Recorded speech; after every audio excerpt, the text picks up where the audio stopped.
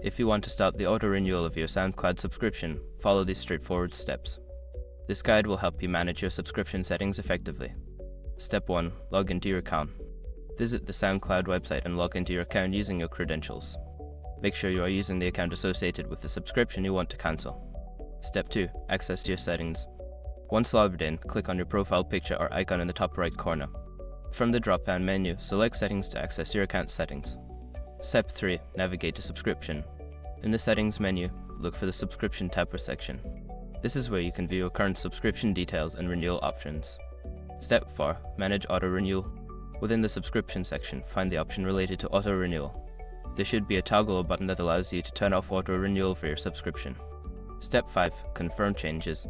After disabling Auto-Renewal, make sure to save your changes. You may receive a confirmation message indicating that your auto-renewal has been successfully turned off. By following these steps, you can effectively stop the auto-renewal of your SoundCloud subscription. If you have any further questions, consider reaching out to SoundCloud support for assistance.